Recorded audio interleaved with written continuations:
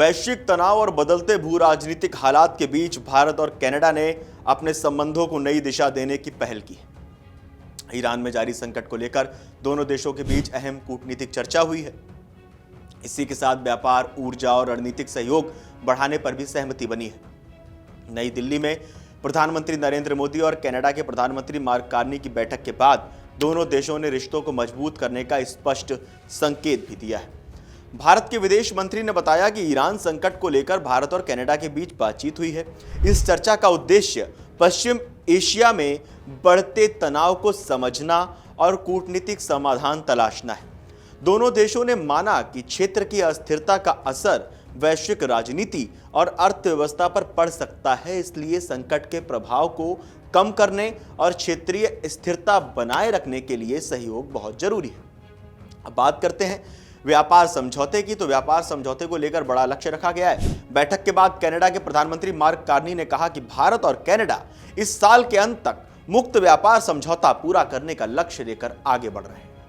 प्रधानमंत्री नरेंद्र मोदी ने कहा कि व्यापक आर्थिक साझेदारी समझौते से दोनों देशों के बीच व्यापार 2030 तक बढ़कर $50 अरब तक पहुंच सकता है। फिलहाल द्विपक्षीय व्यापार करीब $9 अरब के आसपास है और दोनों देश इसे तेजी से बढ़ाना चाहते हैं।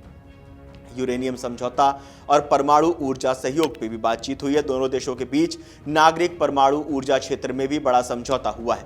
भारत और कनाडा की कंपनी के बीच दीर्घकालिक यूरेनियम आपूर्ति को लेकर समझौता किया गया। इसका उद्देश्य भारत की परमाणु ऊर्जा क्षमता को मजबूत करना और स्वच्छ तथा भरोसेमंद ऊर्जा उत्पादन बढ़ाना है। दोनों देश छोटे मॉड्यूलर रिएक्टर और उन्नत परमाणु तकनीक पर भी मिलकर काम करेंगे।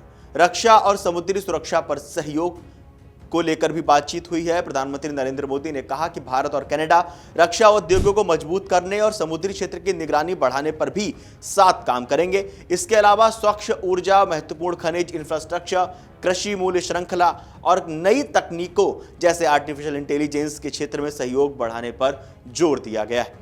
दोनों देशों ने निवेश, नवाचार और लोगों के बीच संपर्क बढ़ाने को भी प्राथमिकता बताया है। तनाव के बाद रिश्तों में सुधार। जी, कनाडा के प्रधानमंत्री की ये यात्रा एक ऐसे समय हुई है जब साल 2023 में दोनों देशों के रिश्तों में गंभीर तनाव आ गया था। उस समय लगाए गए आरोपों के बाद राजनयिक विवाद बढ़ा और व्यापार वार्ता भी रुक गई थी। अब दोनों देशों ने संवाद बढ़ाकर, बातचीत बढ़ाकर संबंधों को फिर से सामान्य करने की दिशा में कदम बढ़ाया।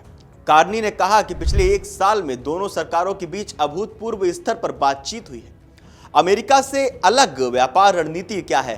भारत और कनाडा दोनों ही अपने व्यापारिक संबंधों को विविध बनाने की कोशिश कर रहे हैं। अमेरिका की टैरिफ नीतियों के बाद कई देश नए आर्थिक साझेदार तलाश रहे हैं। मौजूदा अमेरिका के राष्ट्रपति ट्रंप की नीतियों के बीच भारत और कनाडा स्वच्छ ऊर्जा, खनिज और तकनीकी क्षेत्रों में नए अवसर खोज रहे हैं ताकि वैश्विक व्यापार में संतुलन बनाया जा सके। बैठक के अंत में दोनों नेताओं ने कहा कि यह सिर्फ पुराने रिश्तों की बहाली नहीं है बल्कि भविष्य की नई साझेदारी की शुरुआत है। भारत और कनाडा ने आर्थिक विकास, ऊर्जा सुरक्षा और वैश्विक स्थिरता के मुद्दों पर साथ काम करने का भरोसा जताया। दोनों देशों का मानना है कि मजबूत सहयोग से अंतर्राष्ट्रीय स्तर पर नई आर्थिक और रणनीतिक संभावनाएं खुलेंगी। भारत और कनाडा के बीच हुई इस बातचीत पर, हुई इस डील्स पर आप क्या कहना चाहते हैं? आपको क्या लगता है? आपका क्या मानना है? हमें कमेंट बॉक्स में जाकर जरूर बताएं और देश और दुनिया की तमाम बड़ी खबरें जानने के लिए देखते रहिए अमर उजाला।